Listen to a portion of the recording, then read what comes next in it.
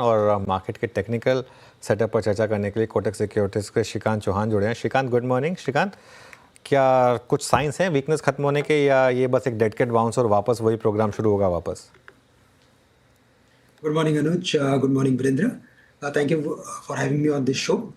तो देखिए, अगर इस पर्टिकुलर मार्केट को देखें तो मुझे लगता है कि जैसे रिलेंटलेस सेल ऑफ बना है मार्केट में from the highs of 26,300 to let's say 23,500 तक हमने देखा है। और कोई भी अगर आप जहाँ पे भी मार्केट ने सपोर्ट लिया है वहां से मीनिंगफुल रिकवरी हमने बिल्कुल भी नहीं देखी है। तो ये क्लियरली इंडिकेट कर रहा है कि इस मार्केट में जो ओवरऑल सेल ऑफ बना है it is because of some external reason, और वो हमें क्लियरली दिख रहा है कि लाइक एफआईएस की सेलिंग कंसिस्टेंटली बढ़ी हुई है। और इस बार अगर आप देखें तो इस बार का जो मैं कहूंगा कि जो एक कल्प्रिट है वो है डॉलर इंडेक्स, और डॉलर इंडेक्स कंसिस्टेंटली बढ़ते जा रहा है, 106.5 के करीब आ चुका है। और इनफैक्ट अगर आप अनुज अक्टूबर 2021 के फॉल को देखें तो तब भी ऐसे ही हुआ था कि dollar index somewhere close to 96 97 था, और वहां से बढ़ते बढ़ते वो एक साल में 116 के करीब आ गया था। और इसी पर्टिकुलर पीरियड में हमने अच्छा खासा एक सेल ऑफ भी देखा था। But at the same time Anuj, मुझे लग रहा है कि इस मार्केट में हमने जो अभी तक का सेल ऑफ देखा है दैट इज क्लोज टू 10%। हम लोग 200 डीएमए के आसपास आ चुके हैं, 23,500 के करीब एक साइकोलॉजिकल सपोर्ट है। और मुझे लगता है कि अगर एक वर्टिकल सेल ऑफ में 10 से 12% के करीब का सेल ऑफ आता है उसके बाद हमें एक मीनिंगफुल बाउंस बैक भी देखने मिलता है। तो मुझे लगता है कि इस मार्केट में यस और भी थोड़ा वीकनेस बाकी है। 23,300 200 के करीब निफ्टी आने वाले दिनों में आ सकता है, और उन लेवल्स के करीब हमें लगता है कि कुछ कॉन्ट्रा व्यू के साथ खरीदारी करके चलना चाहिए।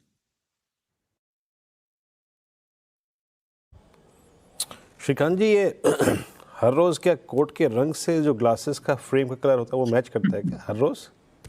कितने ब्लेजर्स, कितने कोट्स, कितने फ्रेम्स हैं आपके पास?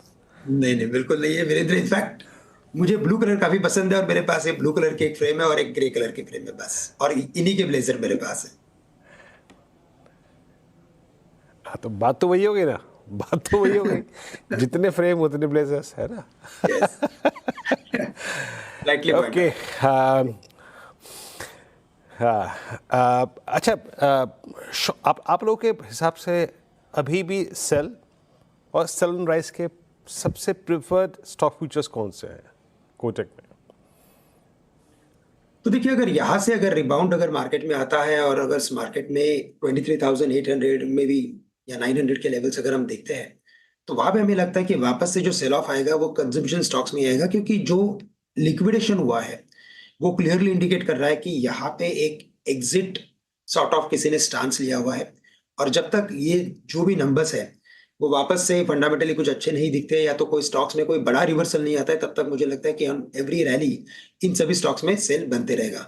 तो मुझे लगता है कि कैपिटल गुड्स, इंफ्रा, साथ ही साथ एफएमसीजी, ये पर्टिकुलर दो सेक्टर है कि जहां पे हमें लगता है कि कंसिस्टेंट सेल ऑफ हमें देखने मिलेगा। एनर्जी स्टॉक्स में भी वहां पे भी हमें कुछ लगता है कि सेल ऑफ बना रहेगा, क्योंकि ऑयल एंड गैस स्टॉक्स में भी हमने देखा है कि एवरी राइज कोई ना कोई रीजन से इनमें एक सेल ऑफ बनता है और वो वापस अपने प्रीवियस लोज के करीब आते हैं। तो एनर्जी, एफएमसीजी, और मुझे लगता है कि जैसे मैंने कहा कि एफएमसीजी, यहाँ पे हमें लगता है कि काफी केयरफुल रहना है और हायर लेवल्स पे इन स्टॉक्स में सेलिंग करके चल सकते हैं। ओके श्रीकांत, बहुत बहुत शुक्रिया आज हमारे साथ जुड़ने के लिए। और